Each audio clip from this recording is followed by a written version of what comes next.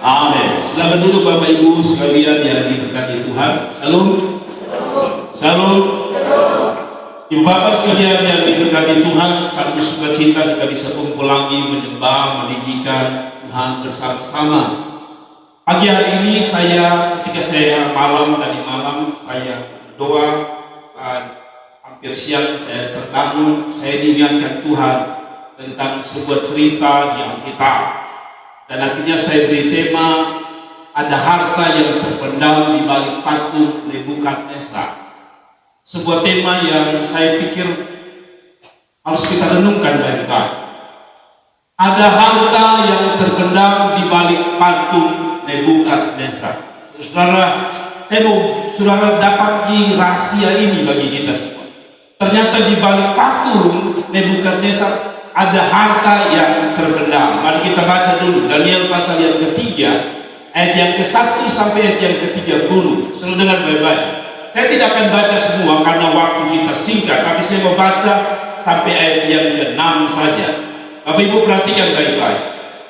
Di layar sudah tertulis dengan jelas, Raja Nebukadnezar membuat sebuah patung emas yang tingginya 60 hasta dan lebarnya 6 hasta yang didirikannya di dataran Dura di wilayah Babel. Saudara, lalu Raja Nebukadnezar menyuruh orang mengumpulkan para wakil raja, para penguasa, para bupati, para penasihat negara, para bendahara, para hakim, para ahli hukum, dan semua kepala daerah untuk menghadiri pentabisan patung yang telah didirikannya itu. Ayat yang ketiga, lalu berkumpullah para wakil raja, para penguasa, para bupati, para penasihat negara, para bendahara, para hakim, para ahli hukum, kepala daerah untuk menghadiri didirikan Raja Nebukadnezar itu. Dan berserulah seorang bentara dengan suara nyaring, beginilah dititahkan kepadamu hai orang-orang dari segala bangsa, suku, bangsa, dan bahasa, demi kamu mendengar bunyi sangkakala, seruling kecapi rebab, gambus serdang, dan berbagai-bagai jenis bunyi-bunyian, maka haruslah kamu sujud menyembah patung yang telah didirikan Raja Nebukadnezar itu. Ayat yang ke-6, siapa yang tidak sujud menyembah akan dicampakkan seketika itu juga ke dalam perapian yang menyala-nyala. Sebelum saya menyampaikan firman Allah, saya ingat ada satu pepatah dunia mengatakan begini, saudara, karisma dapat menghantar seseorang ke puncak kejayaannya, namun karakterlah yang dapat mempertahankan seseorang yang tetap berada pada puncak kejayaannya. Karisma, karunia, talenta akan membawa orang bisa naik ke puncak. Karena kepintaran, karena kelebihan, karena skill, orang bisa sampai pada puncak. Tapi katanya, karakterlah yang membuat orang bisa bertahan di atas puncak itu. Apa maksud saya? Tadi tema saya katakan apa, saudara? Harta terbenam di balik apa? Patung Nebukadnezar. Saudara, satu waktu ada seorang pematung terkenal, atau pembuat patung terkenal, berjalan di sebuah pantai. Dan ketika dia berjalan di sebuah pantai, dia melihat ada satu kayu kering yang ketika dia lewati atau ketika orang berjalan di pantai dengan bertamasya, lihat kayu itu mereka lewat, lihat kayu itu mereka lewat, lihat kayu itu mereka lewat, lihat kayu itu mereka lewat. Satu persatu dari para turis lewat saja dengan kayu itu. Tapi sang pematung ini melihat bahwa kayu itu berguna. Kenapa dia berguna? Karena sang pematung ini atau pembuat patung ini sedang melihat ada malaikat di kayu. Lalu dia berkata, ada malaikat. Semua orang melihat, mana malaikat? Orang semua dengan bertanya-tanya, mana malaikat? Dia berkata, itu malaikat. Lalu orang berpikir, dia mana? Semua tidak melihat. Lalu dia tuju pada kayu kering itu. Dia berkata, di situ ada malaikat. Orang berkata, tidak. Diambil kayu itu, dia memahatnya menjadi sebuah patung malaikat yang terbaik. Dan orang-orang berusaha. Ternyata kayu kering itu di bagian dalam yang rusak, di bagian luar yang tak dihiraukan, oleh orang. Sang pembantu melihat ada malaikat di sini. Saudara-saudara yang diberkati, demikian yang saya mau sampaikan kepada saudara. Ada harta yang terpendam di balik patung Nebukadnezar. Saya mau jelaskan apa itu patung Nebukadnezar. Singkatnya, kalau saudara baca tadi sadis, Nebukadnezar berkata, siapa yang tidak menyembah patung akan dibunuh. Bukan hanya dibunuh, kalau saudara baca, dia bakar, kasih panas api 7 kali lipat. Sehingga kalau saudara baca, Sadrak dan Mesak dan Abednego dibuang ke dalam api. Saudara tahu, jangankan buang ke dalam api, algojo yang mengantar mereka buang, mati seketika. Penyiksaan luar biasa. Kalau saudara belajar tentang sejarah, orang-orang Babel adalah orang-orang kejam. Mereka dengan orang kasih, orang kejam, orang yang sangat kejam. Mereka bisa, maaf kata, beberapa orang mengatakan kalau saudara hamil itu saudara musuh mereka, bangsa mereka, maka dia akan injak perut saudara sampai Anda punya anak keluar. Sadis, cara penyiksaan mereka sadis. Jadi bakar manusia itu biasa bagi mereka. Nah, kembali pada cerita ini, kenapa saya menyebut ada harta? Karena bagi saya, saudara tahu, Sadrak, Mesak, Abednego, Daniel hanyalah orang-orang Buddha biasa yang dibuang dari Yehuda ke Babel. Mereka orang-orang biasa. Mereka tidak pernah lihat potensi dalam diri mereka. Harta apa yang ada di dalam diri mereka, sampai mereka berhadapan dengan yang namanya patung Nebukadnezar. Pada waktu mereka berhadapan dengan patung Nebukadnezar, muncullah harta yang tidak pernah mereka sadari. Harta yang saya sebut sebagai harta rohani. Saudara dengar baik-baik. Saya tidak sedang menghubungkan harta di sini adalah emas, perak, permata, tapi harta rohani yang ada di dalam diri Daniel, Sadrak, Mesak dan Abednego itu baru keluar pada waktu mereka menemukan yang namanya patung Nebukadnezar. Kalau belum mengerti, hari kita boleh bahas satu-satu. Saudara, kalau kita menggambarkan bahwa patung Nebukadnezar bicara tentang satu, penyembahan dewa, yang kedua, patung ini gara-gara dia orang disiksa, orang dianiaya, orang berpunya masalah.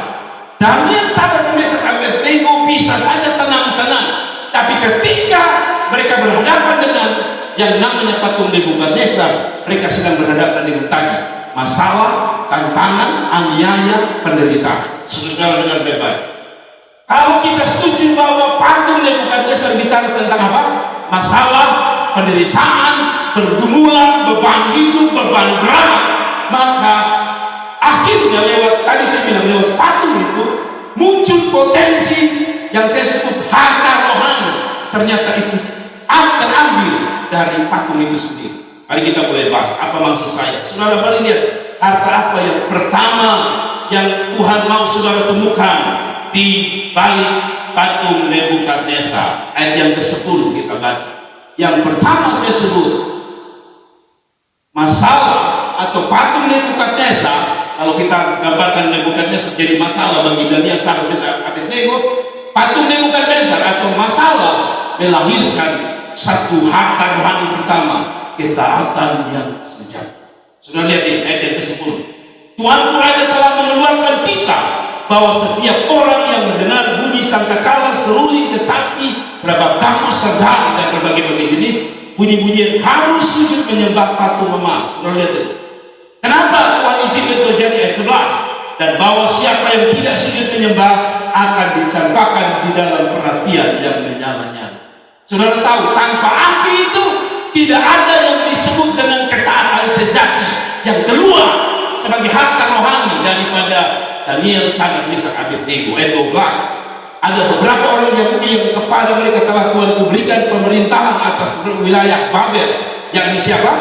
Sadrak, Mesak dan Abednego. Orang-orang ini tidak mengindahkan titah Tuanku yang Raja. Mereka tidak memuja dewa Tuanku dan tidak menyembah patung emas yang telah Tuhan dirikan itu. Sudah lihat ini. Sudah lihat ini. Ternyata ada satu harta yang tidak bisa ditemukan oleh siapapun kecuali Tuhan dan Sadrak, Mesak dan Abednego. Saudara-saudara, harta yang ada dalam dirimu bukan maaf yang Tuhan lihat, bukan yang tergantung di lehermu, bukan harta yang ada sepotong kecil di cincin atau di jari manismu, tapi harta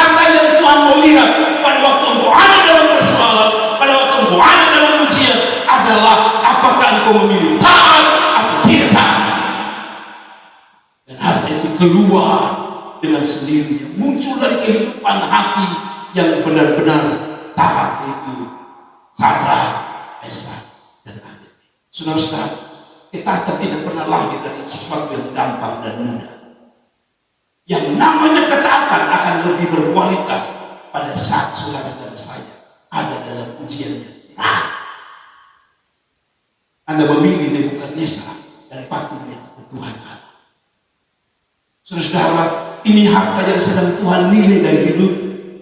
Saudara pakai baju emas, bagus. Kalau saudara punya mobil 78, bagus. Saudara punya bisnis yang besar, bagus. Saudara punya istri yang cantik, bagus. Tapi saya mau bilang yang paling penting dari hidup ini adalah ketaatan. Itu harta yang terbaik. Dan saudara sekali lagi, tanpa Nebukadnezar dengan patuhnya, kita tidak mengenal siapa Daniel sesungguhnya. Ada. Jadi kalau saudara dan saya diuji oleh Tuhan, sampai Tuhan mau satu dalam penderitaan itu, tetap taat. Ayub dalam penderitaan tetap taat. Saudara, banyak orang bisa taat pada waktu senang, taat beribadah, taat menyembah, taat Tuhan pada saat semua dompet penuh.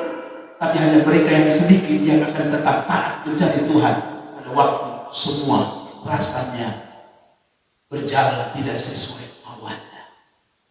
Diputus pacar, punya pergumulan, disalah mengerti oleh mertua, disalah mengerti oleh ipar, disalah mengerti oleh saudara-saudara. Tapi Anda memilih untuk taat, Anda orang yang luar biasa. Adakah harta itu dalam hidup pagi hari? Ataukah saudara sedikit-sedikit ketika ada tantangan saudara berlari dari Tuhan? Tuhan terlalu berani ke Tuhan. Saya mau bilang sama saudara, patung Nebukadnezar ada di hadapan saudara. Patung itu berbeda-beda satu dengan yang lain. Ada orang punya patung Nebukadnezarnya adalah suaminya sendiri, tantangan dari suaminya. Ada orang punya patung Nebukadnezar adalah saudara seimam di dalam gereja. Ada orang punya patung Nebukadnezar adalah bos dan pimpinan saudara. Tapi apapun, hidup Anda harus melahirkan satu kekayaan pertama, yaitu kekayaan rohani pertama. Saudara, Tuhan uji saudara hanya mau tahu Anda masih taat sama Tuhan. Berapa banyak orang pada waktu ini dia ada dalam kehidupan yang bergelimang harta, penuh kesuksesan, dia masih mau taat. Tapi ketika Tuhan izinkan bisnis dia gagal, banyak orang tinggalkan Tuhan. Dan bagi Tuhan, proses ujian sesakit apapun yang lahir adalah tetap. Amin. Mau Anda berdoa dijawab atau tidak, ketaatan, taat sama Tuhan. Pada itu harta yang Tuhan mau dari proses patuhnya. Katakan amin. Yang kedua, saudara, kalau saudara setuju bahwa patung Nebukadnezar bicara tentang masalah penderitaan, pergumulan, tantangan hidup, sakit, penyakit, apapun itu penderitaan.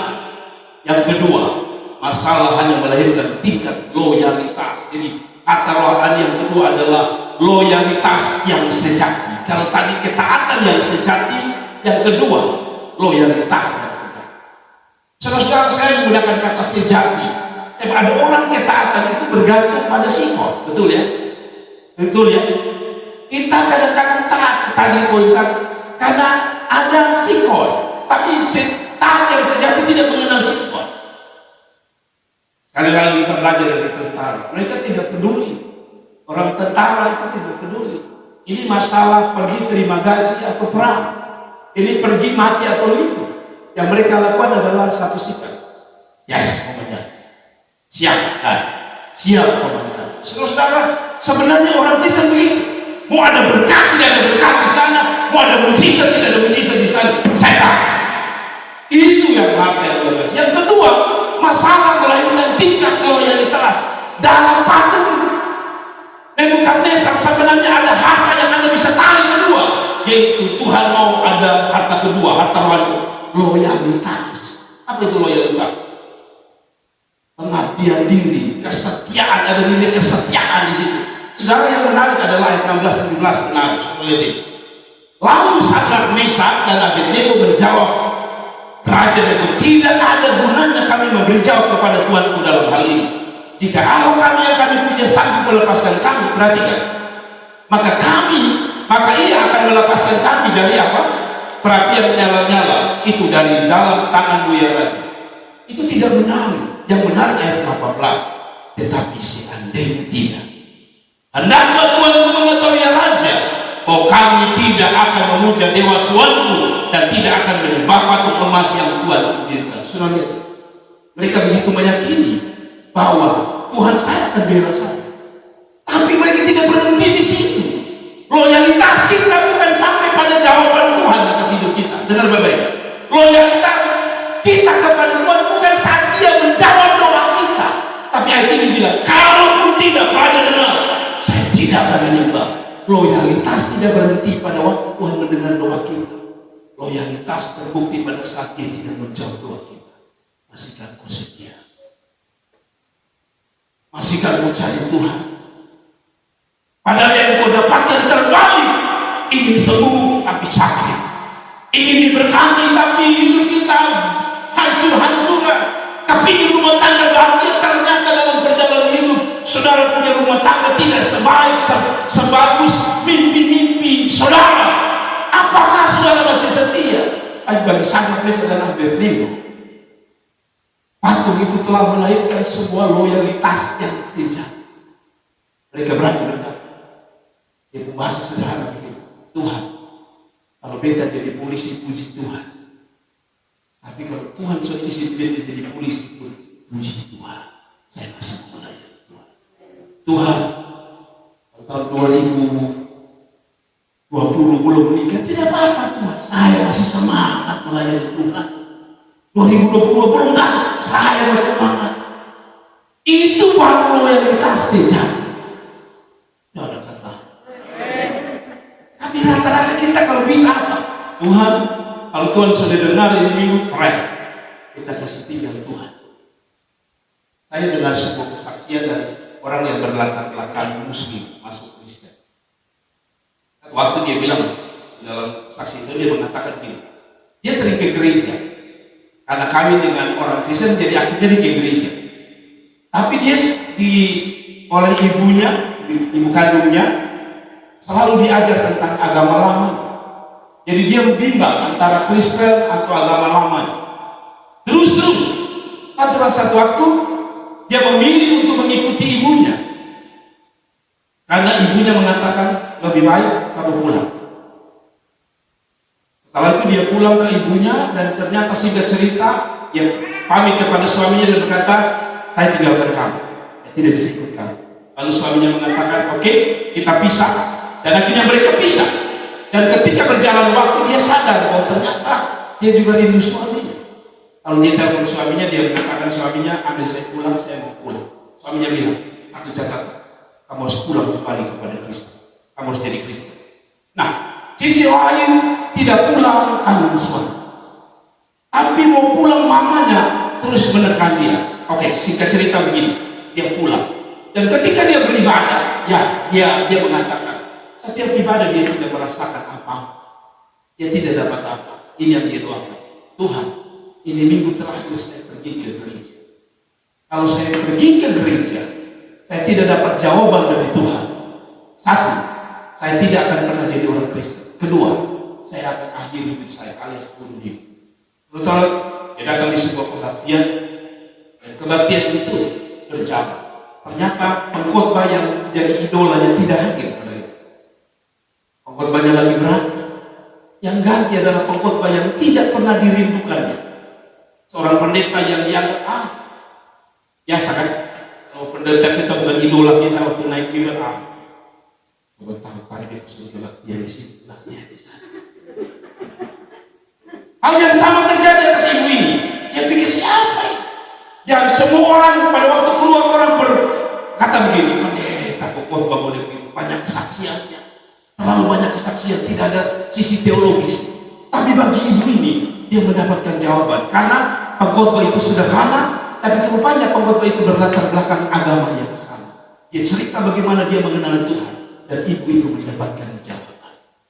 Saudara-saudara, sisi lain bagus ibu ini menemukan jawaban, dan sisi lain ada sisi negatif. Dia berkata, kalau saya tidak berjumpa dengan jawaban Tuhan, saya pergi tinggalkan Tuhan. Berapa banyak orang datang cari Tuhan hanya mau cari kesenangan. Saya mau tanya saudara, tetap kebaktian cari kesenangan Tuhan atau kesenangan diri? Rata-rata kita suka-suka cari kesenangan diri. Tapi bagi Sadrak, Mesak dan Abednego, loyalitas bicara tentang kesenangan Bapa di surga. Kasih tepuk tangan untuk Tuhan. Loyalitas tidak ada hubungan dengan kesenangan saudara. Loyalitas tidak berhubungan dengan kesenangan Tuhan. Loyalitas tidak sedang berhubungan dengan orang-orang di sekelilingmu.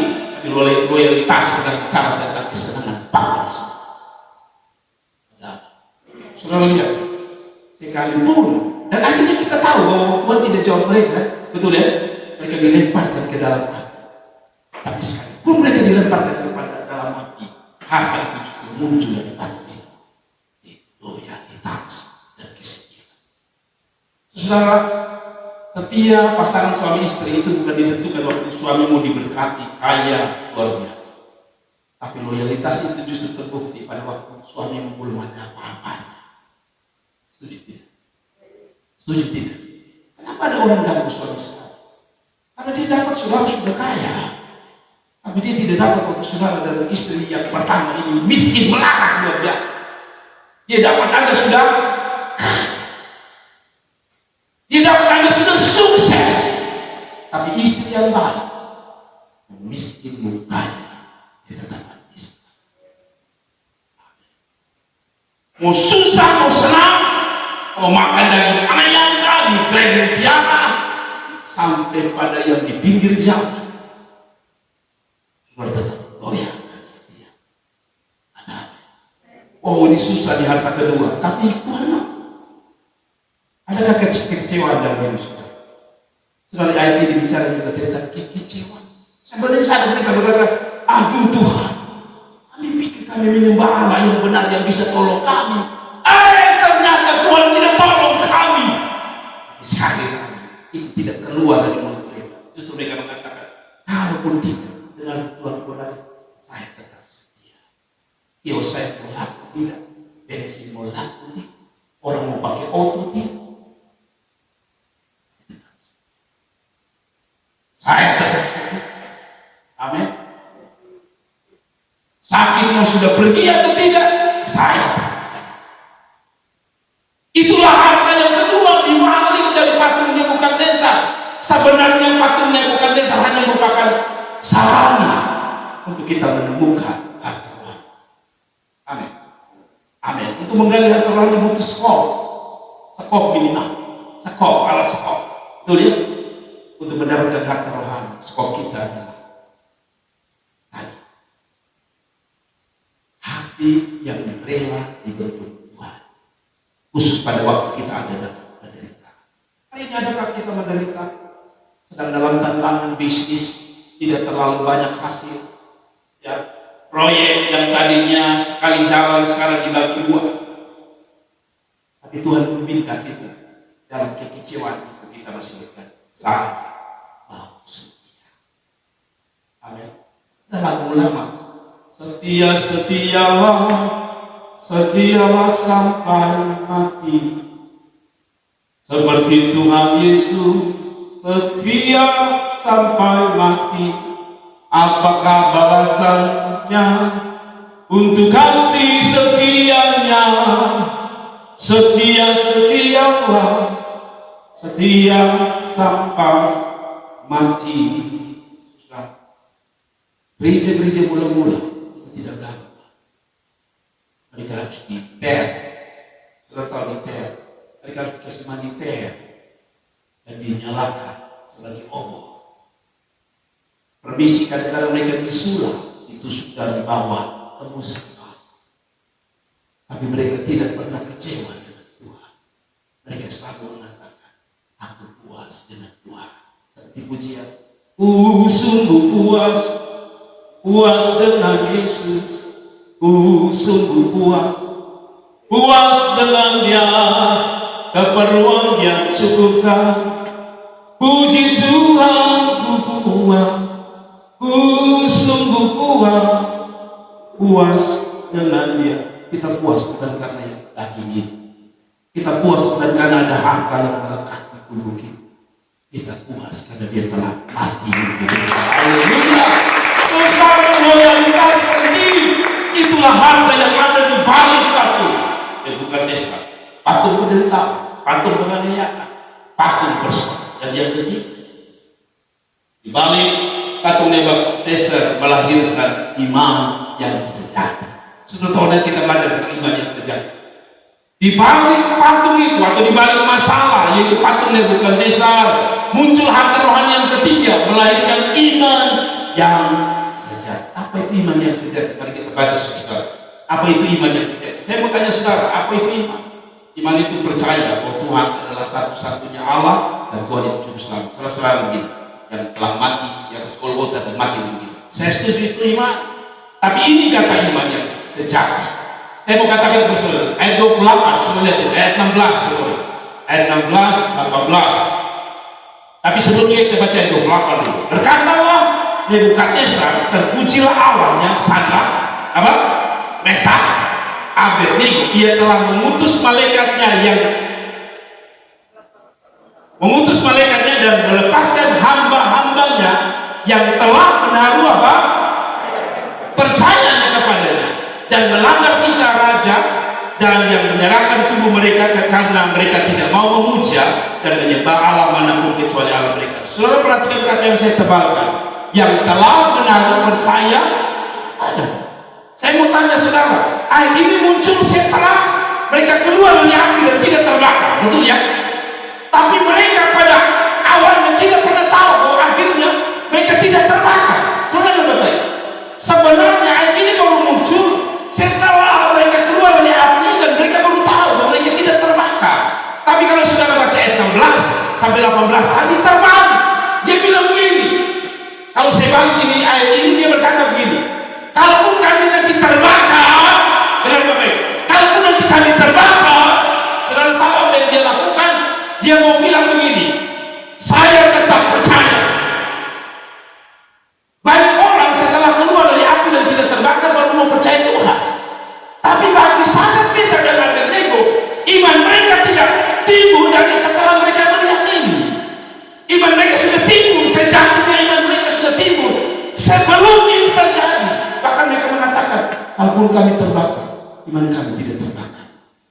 Bahasa sederhana itu. Kalaupun kami terbakar, baju ini terbakar, tapi baju iman ini tidak terbakar.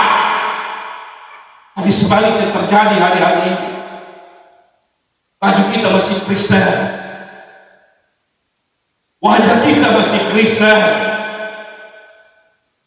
nama kita masih Kristen, tapi sayang iman kita sudah tertanda, sudah terlepas. Jangan Mesak Abednego terbalik. Mereka boleh terbakar, tapi iman mereka tidak boleh terbakar. Wow, ini harta rohani yang sudah hilang dari banyak orang Kristen. Orang Kristen hanya mau yang enak, yang jawaban, yang mujizat, yang betul-betul itu jauh baik.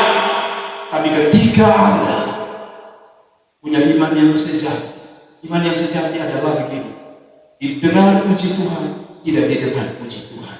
Dijawab puji Tuhan, tidak dijawab puji Tuhan. Itu iman sejati. Jadi saudara tidak bisa bilang, oh saya punya iman sejati karena saya doa orang menempuh jalan. Itu betul iman sejati. Tapi menurut saya iman lebih sejati adalah saya jalan, saya tidak jalan, saya tetap menyembah Tuhan, bukan Tuhan. Saya tetap setia dengan Tuhan. Saya tetap meyakini bahwa Tuhan pasti punya rencana di balik persoalan hidup saya. Ada amin. Saudara, hidup ini tidak hanya tertawa. Hidup ini ada tangisannya. Hidup ini bukan hanya senyum. Hidup ini kadang-kadang ada teriakan menyakitkan yang keluar hati. Tapi kiranya pada waktu kita berhadapan dengan penderitaan persoalan, sekali lagi yang lahir, yang muncul adalah harta rohani yang ketiga, yaitu iman yang sejati. Hari-hari ini hilang iman sejati. Orang hanya mau cari Tuhan kalau dapat jawaban. Orang hanya mau cari Tuhan kalau semua berjalan baik. Iman sejati sekali lagi, baik tidak baik, baik sudah baik, Yesus sudah baik. Berharap khotbah ini tidak terlalu heboh, tapi kiranya menghebohkan hati, membakar hati. Apa saja bisa membakar tubuh. Penganiayaan bisa menghancurkan hidup. Penganiayaan bisa menghancurkan gereja, gedung gereja. Saudara tahu, Ambon pecah, gereja dibakar, orang-orang dibunuh. Tapi apakah Apakah orang tinggalkan iman mereka diampuni? Tidak. Karena orang bisa membakar tubuh ini, orang bisa bakar gedung gereja, tapi orang tidak bisa menghilangkan iman sejati. Kita tepuk tangan. Saya berharap jemaat Tuhan makin dewasa. Penderitaan bukan lagi jadi persoalan bagi kita. Penderitaan adalah patung yang Tuhan izinkan untuk keluarnya hati kita. Katakan, saudara punya harta yang ini belum keluar iman yang sejati. Mungkin saya berdoa supaya patung Yerusalem, patung Nebukadnezar lebih besar. Ya, sebab ini patung sudah bersalin. Kalau saudara mau iman sejati lebih muncul, ada patung yang lebih besar. Apa itu patung yang lebih besar? Tantangan yang lebih besar, persoalan yang lebih besar, penderitaan yang lebih besar. Itulah yang akan melahirkan artinya, yaitu iman yang sejati. Iman sejati tidak tergoncangkan dengan apapun. Selalu saya tulis sini, iman yang sejati adalah tetap menjadikan dia Tuhan, entah ada mujizat atau tidak, ada berkat atau tidak, menangis atau tertawa, dia masih meyakini bahwa Tuhan itu ada dan akan terus percaya kepada Tuhan sekalipun keadaannya mengecewakan. Orang yang punya iman sejati, dia tidak tertarik hanya dengan kebahagiaan, mengecewakan, dia tetap punya iman sejati. Saya punya Tuhan. Amin. Cinta sejati kan begitu. Cinta sejati itu paling enak itu sebenarnya di awal-awal saudara. Itu cinta sejati. Cinta belakang-belakang itu sudah ada cinta embel-embel. Cinta awal-awal itu kalau saudara pacaran, apalagi suami saudara belum ada apa-apa, itu manusia cinta sejati. Saya tidak bilang bahwa mencintai orang kaya itu tidak sejati, tapi berarti saya begini. Cinta sejati itu sebenarnya ditentukan dari awal. Agama. Waktu dia masih jalan kaki, saudara. Itu cinta sejati. Tapi kalau saya berikan pro-3, saudara. Saya takut yang dicintai adalah dia yang meja bro. Agama. Cinta sejati tanpa embel-embel. Saya berharap harusnya iman kita juga demikian. Iman kita iman sejati. Katakan kalau sudah lihat, sudah punya belum ada apa-apanya, jangan bilang dasar manusia tidak jelas. Saya jelas, kalau tidak jelas. Nanti kalau dia jelas baru bilang, saya baru kita punya omongan kita. Ya kan? Saya pikir cerita banyak pendeta sama. Waktu kami masih sekolah kita, biasanya orang tidak lihat. Nona masih sudah tidak jelas. Tapi nanti kalau saudara sudah dipakai Tuhan luar biasa, saudara tahu tanpa saudara omong, ada orang mulai menulis, bebas, soalnya dia. Kali lagi, semua dimulai dari tidak jelas. Ada amin. Ada amin. Jadi kalau saudara ada orang bilang, mana manusia muka tidak jelas, tidak apa-apa. Bilang sama saya muka tidak jelas, tapi saya akan membuktikan masa depan saya jelas. Ada amin. Haleluya. Saudara kadang-kadang kita ini suka lihat orang dari muka. Terbuktinya rata-rata semua menikah pasti dilihat fisik pertama. Amin. Jarang-jarang ada orang hidung beko dengan kode betul-betul di cinta pertama. Tidak. Asia dia cari sempurna. Hidung tinggi, palingnya tinggi, asal dia hati yang tinggi. Tapi semualah itulah. Kembali pada firman Allah, kita kembali pada firman Allah. Saudara yang keempat, kalau saudara setuju bahwa patung Nebukadnezar adalah cara Sadrak Mesak Abednego menemukan harta rohani, maka hal yang sama dengan kehidupan kita. Masalah atau yang saya sebut tadi patung Nebukadnezar melahirkan penyembahan yang sejati. Ayat 13 sampai 16. Sekali lagi ayat 28 saja dulu baru kita baca. Ayat 28 saja. Setelah dia melanjutkan dengan kata tadi ayat 28, dia bilang apa? Karena mereka apa? tidak mau menyembah dan menyembah Allah manapun kecuali Allah mereka. Saudara, padahal ini sudah ada api yang dikasih besar 7 kali lipat, penyiksaan sedang turun. Saudara jangan anggap ini gampang ya. Ini bukan api kompor. Ini api 7 kali. Dan saudara pernah duduk di samping api kompor, saudara mati karena kepanasan? Tidak ada. Yang saya tahu adalah ibu-ibu malah suka dengan dekat dengan kompor. Lihat dia balik biar keringat turun, ingus turun, yang dicat yang sama. Makanya saudara-saudara tidak bisa bedakan itu sebenarnya asli dari darah atau dari keringat istrimu. Saya tidak tahu. Tapi saudara, tidak ada orang mati karena kompor. Tapi ayat ini bilang apa? Ini baru dekat mati. Lalu sekarang mereka berkata ayat sembah.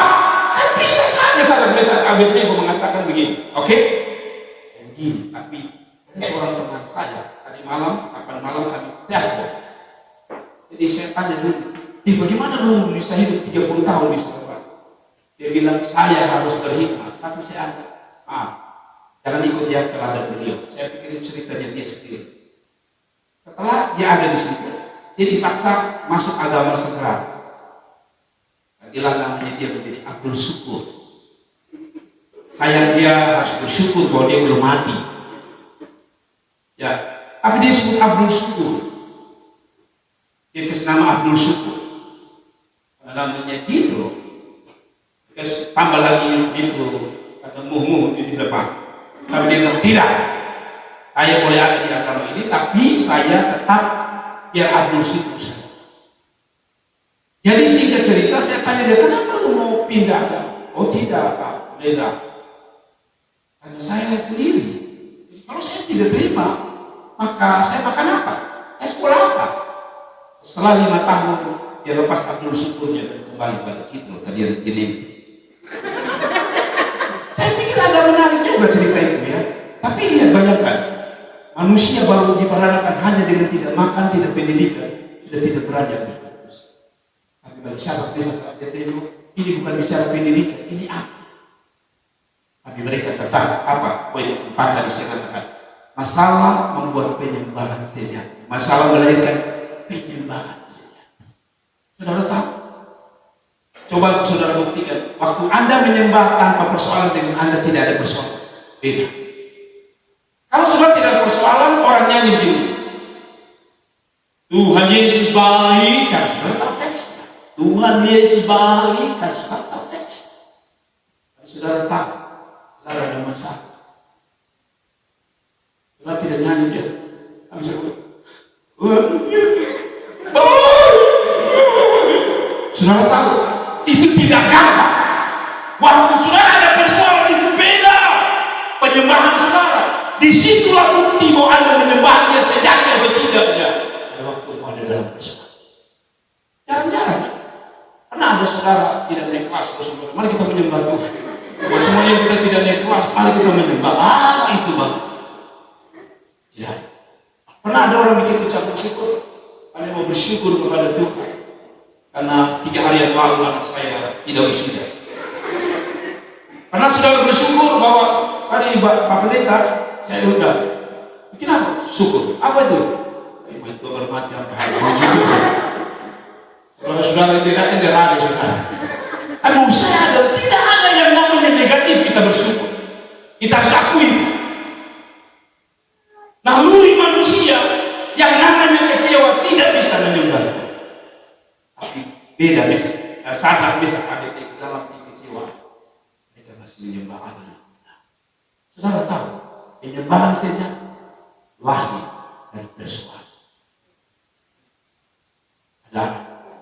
Ada penyembahan sejati kadang Tuhan izin lahir dari persoalan. Orang menyembah ada berkat itu biasa. Tapi menyembah pada waktu ada tidak berkat. Menyembah dalam keadaan perut kenyang itu biasa. Menyembah dalam keadaan lapar itu tidak biasa. Dan itulah yang disebut sejati. Menyembah kalau kompor minyak tanah penuh itu biasa. Sambil saudara lihat minyak turun, tapi saudara mengatakan Tuhan, Engkau lebih luar biasa. Amin. Ada amin. Saudara yang diberkati Tuhan, ingat penyembahan sejati lahir sebuah persoalan.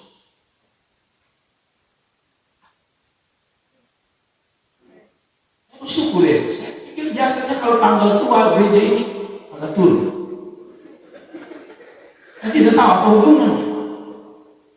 Tapi hari ini saya kaget karena ini dia bilang Bapak tambah puji Tuhan. Berarti Anda penyembah sejati. Kadang-kadang penyembahan kita itu seperti penyembahnya para pegawai. 1 sampai 15 setengah. 15 sampai 20 setengah tangan. 20 sampai 30. Bukan hanya turun tangan kepala. Tapi tidak kita. Saya yakin bahwa kita adalah penyembah sejati. Amin. Kawin atau tidak kawin. Dapat jodoh, tidak dapat jodoh. Mau ada gandengan, tidak ada gandengan. Saya tetap. Amin. Amin. Ini saudara baru datang gereja, orang tanya, mana? Jalan sendiri ayam, saya sudah dapat jodoh, lu belum dapat. Saya bakal ayam bisa di gereja deh. Tanya itu saja. Saudara mau lihat ayam, saudara sudah sakit hati luar biasa. Tahu salah. Ada orang mengatakan, kereta saja ada gandengan, kok tidak ada gandengan? Bilang sama dia, kita beda. Kereta tidak punya hati, beta punya hati. Ya? Haleluya. Ada amin. Ada satu masalah membuat penyembahan sejati. Amin. Karena diputus pacar yang bilang, Tuhan, kenapa saya suami dari 7 tahun, 7 bulan, 7 hari? Dia bisa kasih putus kita, di mana keadilan Tuhan? No. Saya sudah bilang, orang putus bilang sama dia apa? Tuhan yang memberi, Tuhan yang mengambil. Tetap menyembah Tuhan, amin. Supaya itu laki-laki dan kepala angin naik ke atas segala-galanya. Tetap menyembah Tuhan, amin. Amin. Wah, betul jangankan harta hilang, lipstik hilang, sebenarnya satu rumah, satu provinsi mengambil. Kiranya Tuhan tolong. Nah, yang terakhir, saudara, yang terakhir adalah hari kita yang terakhir adalah lewat patung persoalan itu. Lewat patung persoalan itu, ini yang paling saudara saya pasti suka. Masalah melahirkan mujizat dan berkat yang sejati. Adakah berkat yang tidak sejati? Ada. Bisa jelaskan. Adakah mujizat yang tidak sejati? Ada. Nah, tapi mari kita baca ayat 23 sampai 30. Saya cepat saja, saudara-saudara, sampai kita selesai. Saudara lihat ini, yang terakhir. Masalah patung Nebukadnezar hanya melahirkan apa? Mujizat dan berkat yang sejati. Saya baca dulu ayat 23, Bapak Ibu Saudara. Ayat 23 atau mulai ayat 22. Karena kita raja keras, dipanaskanlah perapian itu dengan luar biasa, sehingga nyapalah api itu membakar mati orang yang mengangkat Sadrak, Mesak dan Abednego itu ke atas. Kalau saudara tidak percaya, mari kita coba. Tapi tidak usah. Ayat 23. Tetapi ketiga orang itu yang Sadrak, Mesak dan Abednego jatuh ke dalam perapian yang dengan terikat. Kemudian terkejutlah raja. Perhatikan ini. Ini mujizatnya. Kemudian terkejutlah raja Nebukadnezar lalu bangun dengan segera.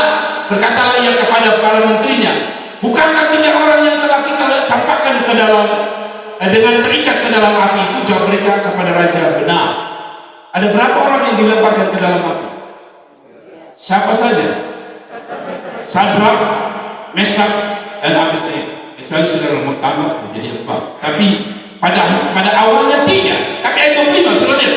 Katanya, tetapi ada 4 yang kulihat berjalan dengan bebas di tengah api. Itu mereka tidak terluka, dan keempat itu rupanya seperti anak dia. Lalu 2 mujizat. Pertama, 3 jadi 4. Saudara-saudara dengar baik-baik. Kalau saudara punya tadi ketaatan yang sejati, apalagi loyalitas yang sejati, iman yang sejati, lalu apalagi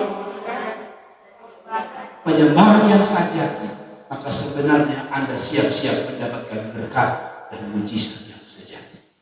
Saya mau tanya saudara, tadi waktu mereka mau dibakar, apakah dia minta Tuhan hadir atau Tuhan tolong? Tidak, karena Alkitab mengatakan, kalau tidak, kami tidak menyembah. Apa artinya?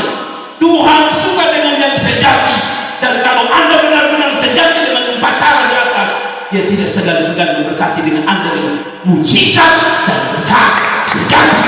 Berkat sejati artinya berkat yang tidak direkayasa. Karena orang bisa dapat kerja karena rekayasa. Betul. Betul. Sekarang orang bisa jadi angkatan polisi dengan rekayasa. Kayak aja. Tapi saya juga mendengar ada mujizat dan berkat sejati. Mereka tidak punya apa, mereka diterima. Maaf, saya bicara pada saya pikir polisi mau dengar pun ini isu yang sering dimunculkan. Misalnya polisi katanya kalau masuk 100 juta, kalau itu benar, bagaimana dengan mereka yang dengan tidak ada uang apa-apa karena orang tua miskin kalau diterima? Itu yang saya sebut sebagai berkat dan mujizat sejati. Tidak tantang mereka yang sejati akan menerima yang sejati dari surga. Karena itu saudara dengar, melayanilah dengan cara sejati, menyembahlah dengan cara sejati, berbuatlah sesuatu untuk Tuhan dengan cara sejati, maka berkatmu berkat sejati, tidak palsu, tidak hasil rekayasa. Ada apa? Sekarang kan semua bisa direkayasa. Orang mati bisa saudara rekayasa.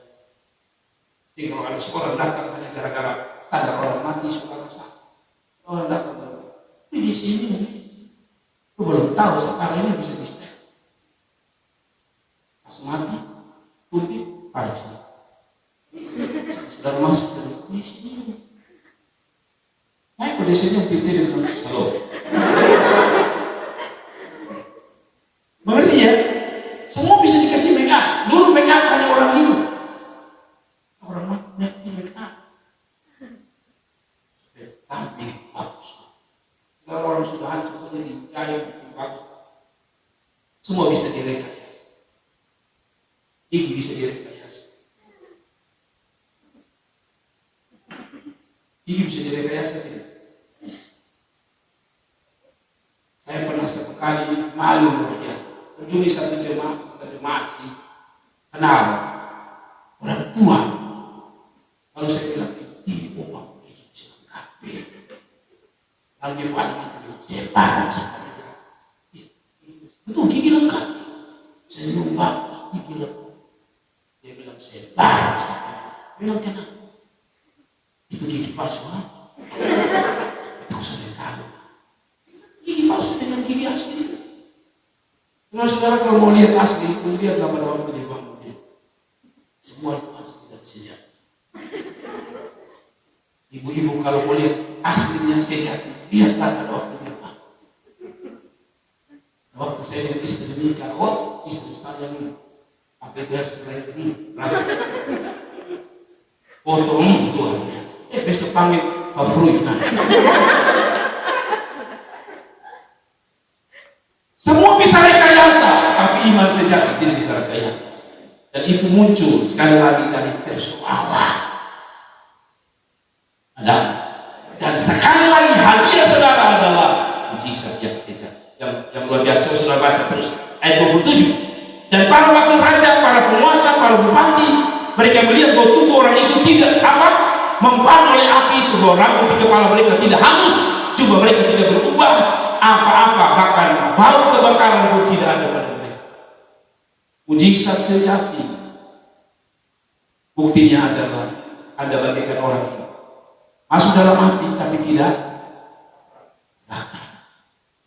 Apa artinya? Artinya begini, persoalan boleh ada, tapi persoalan tidak mengganggu Anda. Itu mujizat. Ada apa? Kan ada orang persoalan mengganggu dia, kan? Itu tidak? Saudara dan saya sudah terbiasa makan dendeng padang, ikan telur. Saudara, bagi saudara itu biasa, betul ya? Kalau makan super mie, saudara biasa. Tapi tahukah Anda, kalau ada orang makan super mie dia menangis?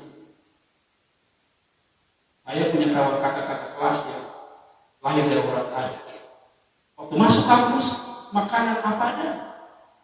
Ada orang yang makan sambil netes kadang.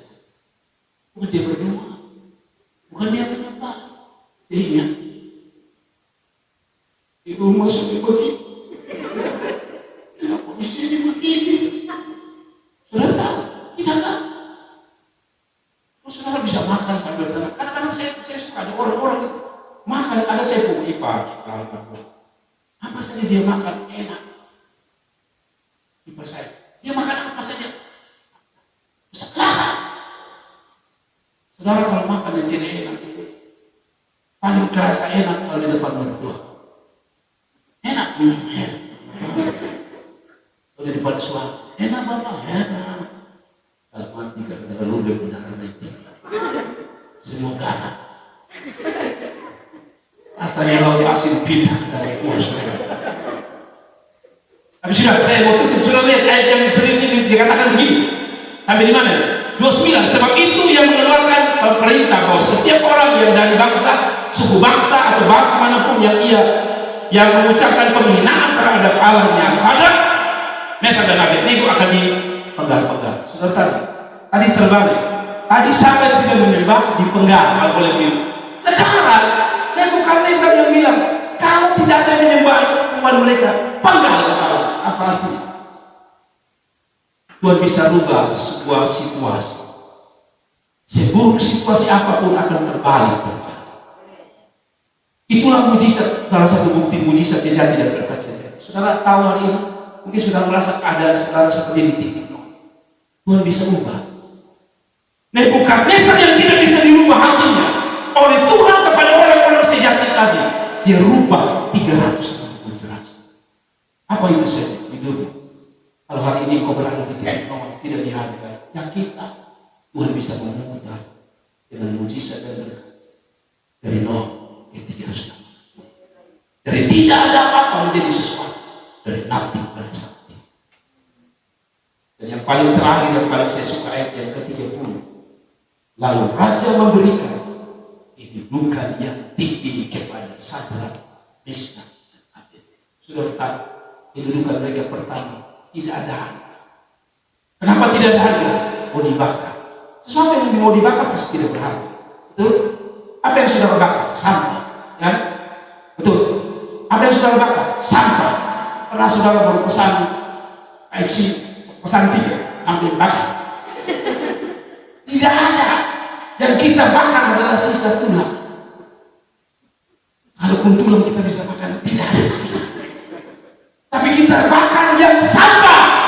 Tapi dia bilang, yang terbakar yang dianggap sampah oleh Nebukadnezar dan para musuhnya, hari itu Tuhan angkat tinggi-tinggi mereka.